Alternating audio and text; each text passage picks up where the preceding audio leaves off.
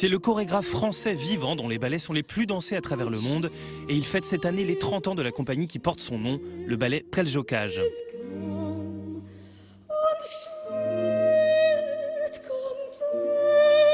À travers cette structure, celui qui fut dans les années 80 l'un des représentants de la nouvelle danse française a imposé son style unique où les arts se croisent et où les passions se libèrent, parfois violemment.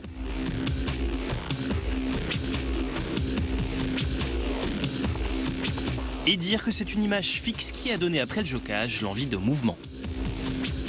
J'ai commencé la danse à partir d'un cliché de Rudolf Nureyev qui était suspendu dans un seau magnifique, rayonnant de l'intérieur. Et la légende était Rudolf Nureyev transfiguré par la danse. Et j'étais tout jeune, j'avais 10-11 ans, et je vois cette photographie qui me bouleverse. Et j'ai commencé mon premier cours de danse. C'est qu'en fait, quand elle arrive, tu fais ça au lieu de faire.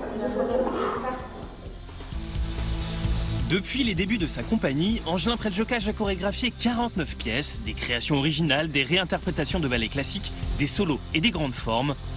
Autant de ballets sur lesquels il s'associe régulièrement avec d'autres artistes comme Jean-Paul Gaultier, le DJ Laurent Garnier ou l'auteur de bande dessinée Enki Bilal qui va concevoir les décors et les costumes de Roméo et Juliette. J'ai pris une mauvaise habitude avec Roméo et Juliette, c'est que pour la première fois de ma vie, j'ai écrit une petite lettre à quelqu'un que j'admirais énormément, qui est Enki Bilal, dont j'étais absolument fan des bandes dessinées.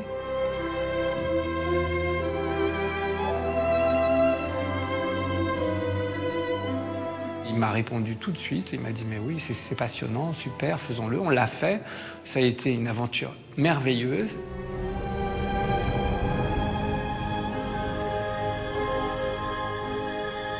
J'ai besoin de collaboration, j'ai besoin d'une forme de contamination artistique pour me développer et pour re-questionner sans arrêt mon travail.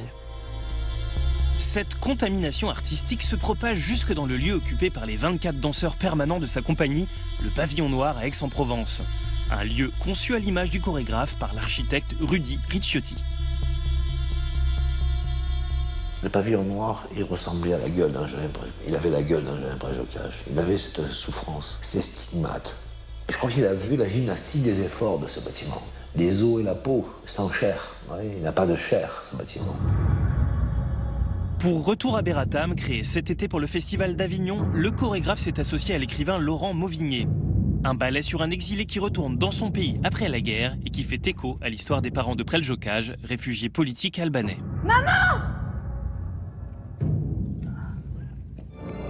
Pour les 30 ans du ballet Preljocaj, le Centre national du costume de scène à Moulins organise une exposition des pièces les plus emblématiques du chorégraphe. L'occasion de découvrir les relations étroites qu'entretient Angelin Preljocaj avec les costumes de danse. Si je devais choisir un costume, peut-être que ce serait le costume de l'éveil dans Siddhartha, qui est interprété par Aurélie Dupont et qui est constitué de ce tissu qui est le tissu le plus léger du monde et qui pèse 3 grammes au mètre carré et qui apporte une évanescence merveilleuse. Pour le grand public, des ballets comme Blanche-Neige ou Les Nuits ou Roméo et Juliette sont très très abordables. Et je rejoins là Jean Vilar qui dit « Je suis pour un théâtre populaire mais exigeant ». Ce qui ne m'empêche pas par ailleurs de travailler sur des œuvres absolument radicales qui ne font aucune concession à qui que ce soit. La guerre